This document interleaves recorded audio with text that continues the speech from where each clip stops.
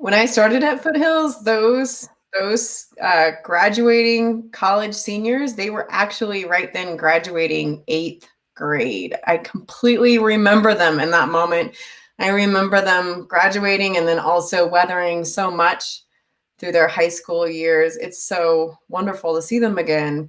Through that time, I had many long conversations with a few of them, often not easy ones, conversations that were fundamentally about how to survive.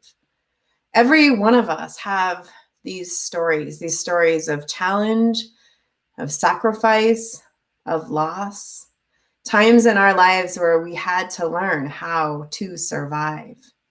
Every one of us across all our lives. And sometimes just remembering what we survived can be so powerful. You might notice that I am broadcasting from a different location than usual this morning. That's because I finally decided to set up a real home office in my basement. It took a little bit of rearranging, and in my rearranging, I came across an old journal, and some photos from about, one of those you keep in a box. It was from about 20 some years ago, all marking my life from that time. So 20 years ago, I was in the middle of coming out.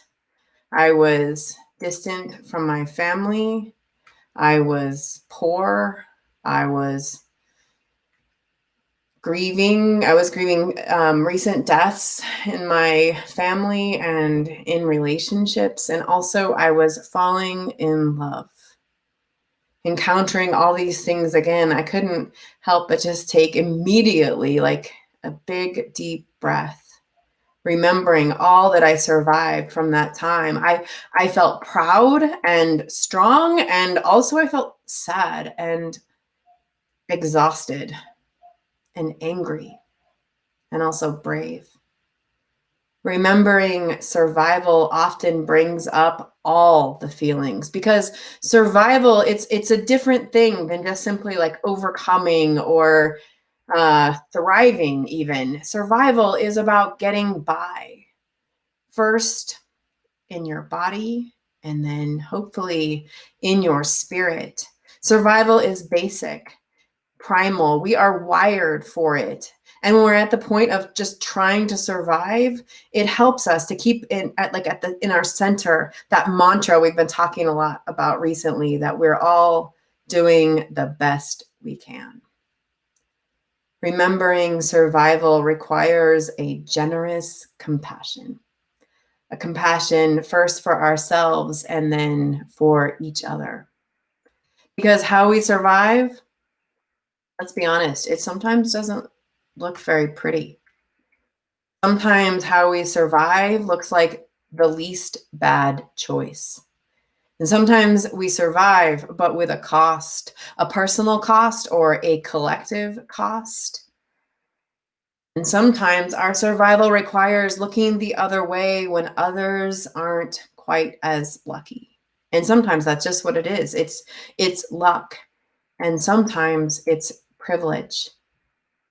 Sometimes it's injustice. Most of the time, we don't know how to think about any of it, what it is exactly, and we can't know until later when we're doing the remembering. In the middle of the surviving, survival just means hunkering down and trying to get by. Meaning comes later. And this is important for the moment that we're in right now, this moment. To explain what I mean, I want to turn to some words from Heather Cox Richardson. I know a few of you are following her work. It's so it's so helpful. She's a historian who's been offering a nightly recap of the day's news. She puts it in a historical context. So these are words from her Friday night recap this past Friday. She writes, "The news is overwhelming. It is designed to be overwhelming. This sort of chaos and confusion destabilizes society. And in that confusion, as tempers run hot, people are desperate for certainty and so return to old patterns. Many are willing to accept a strong leader who promises to restore order or are simply so distracted and discouraged they stop caring what their leaders do. They simply hunker down and try to survive. It's so important that we draw a line from those stories that we've heard today, those personal stories of survival, to the protests that are happening across the country in this moment. These protests that are a march for literal survival, a march that's been going on now for African Americans for generations, marching and remembering survival of all those who came before, feeling all the feelings that come with remembering, right? It's all happening now. Feeling weary and brave and angry and grief-stricken, all the feelings, because it's not just remembering, it's also about surviving right now, survival. The fight and struggle to survive is right now. And the risk in this moment is that any of us, especially those of us who are white, become so focused on our own individual survival, or maybe the survival of our most immediate circle, which is understandable and probably biological in the middle of a pandemic. But the risk is that we forget some of the most important lessons of resilience that we've been exploring over these weeks. And all the lessons that were so present in the stories that we heard today. The risk is that we forget that we survive not by hunkering down, but by looking up. The risk is that we forget that we survive through community, or that we survive when we all survive. We forget that collective resilience, to paraphrase Sean's message from 2 weeks ago, comes through collective healing in our collective body.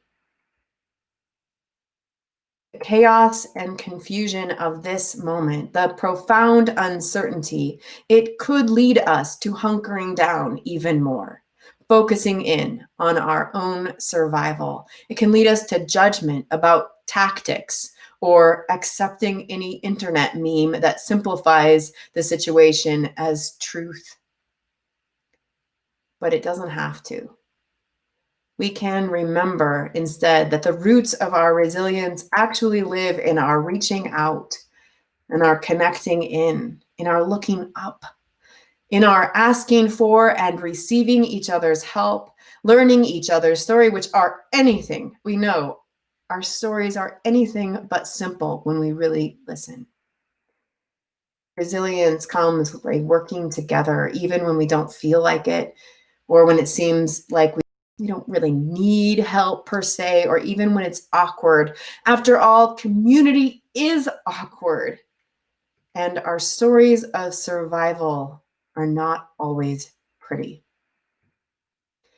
And we can remember that the roots of our resilience live in our willingness to open ourselves up to even greater waves of compassion for ourselves, for each other, and seeing our survival as fundamentally linked to our survival.